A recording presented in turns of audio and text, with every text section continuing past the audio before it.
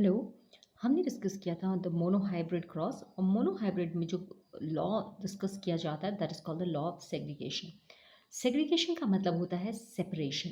So law of segregation ये कहता है कि गेमीट फॉर्मेशन के टाइम ड्यूरिंग गेमीट फॉर्मेशन ये जो दो एलील्स हैं they will separate. Capital Y अलग गेमीट में आ जाएगा एंड स्मॉल वाई अलग गेमीट में आ जाएगा। अगर हमारे पास होमोजाइगस डोमिनेंट है पेरेंट तो भी इसके एलील दोनों सेपरेट हो जाएंगे, कैपिटल वाई कैपिटल वाई। लेकिन फॉर कन्वेंशन हम इन्हें सेम लिखते हैं, हम इन्हें सेपरेट नहीं करते। It doesn't because they are both the same, that means all the gametes are same. So law of segregation ये कहता है कि दो एलील्स गेमीट फॉर्मेशन के टाइम सेपरेट हो जाते हैं और एक गेमीट में सिर्फ एक ही एलील प्रेजेंट होता है। One allele is present in the gamete.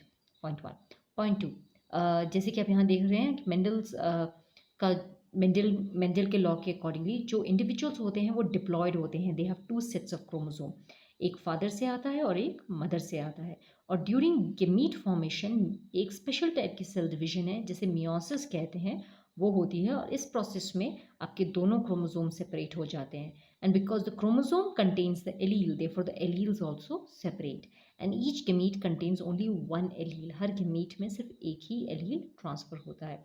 This is for heterozygous P plant. तो this is law of segregation. अगर माइटोसिस को आप हल्का सा रिवाइज करें तो आप यहाँ देख सकते हैं कि इस प्रोसेस में माइटोसिस में शुरू में दो सेल्स थे।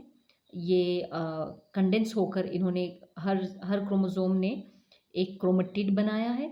ये आपके मेटाफेजिक प्लेट में अटैच हो गए हैं, ऊपर से सेंट्रियोल्स आ गए और क्रोमेटिड सेंटर से ब्रेक हो गए हैं।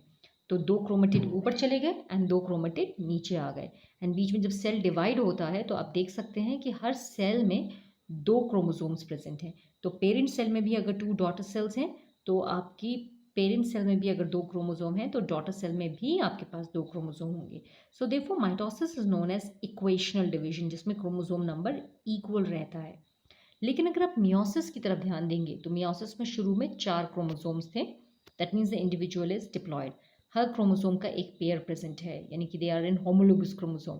Now in during meiosis one ये चारों के चारों क्रोमोसोम आपके मेटाफेजिक प्लेट फॉर्म करते हैं, सेंटर में लाई करते हैं और सेपरेट हो जाते हैं ड्यूरिंग एनाफेज। तो इस कंडीशन में ये और ये क्रोमोसोम यहाँ आ जाएंगे एंड ये और ये क्रोमोसोम यहाँ आ जाएंगे, यानी कि होमोलोगस क्रोमोसोम सेपरेट हो जाते हैं।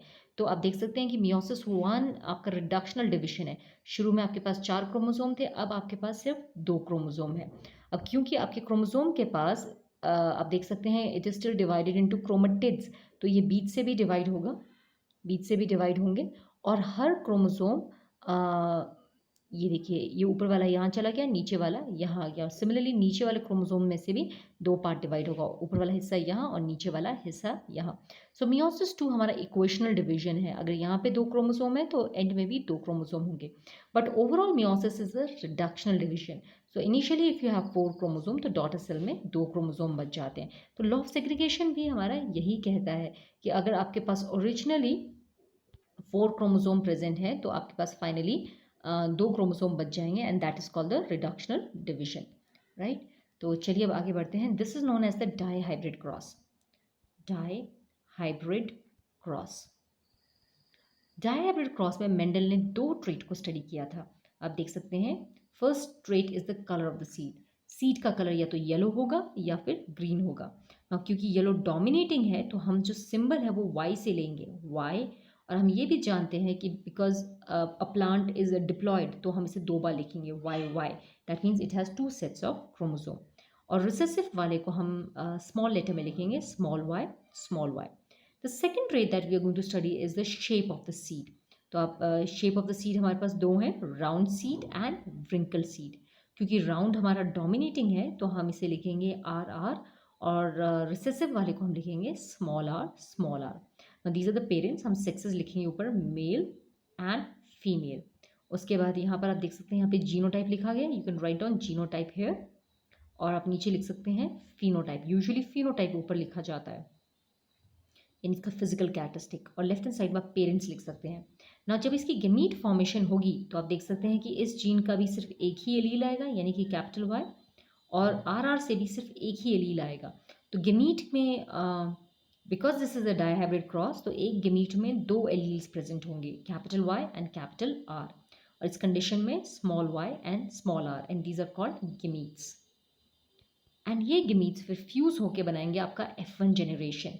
कैपिटल वाई आर फादर से आया और स्मॉल वाई आर मदर से आया, तो हम कन्वेंशनली वाई को एक साथ लिखते हैं, so we will write on Y and small Y, capital R and small R. So अगर हम इसका ट्रेड देखें तो हम जानते हैं कि येलो डोमिनेटिंग है, तो colour of the seed will be yellow, and R dominating है इसलिए शेप होगा इसका राउंड। तो द F1 generation genotype is YYRR and phenotype is yellow round 100%, right. तो आज के लिए इतना ही करते हैं, बाकी का टॉपिक कल करेंगे। Thank you and have a nice day.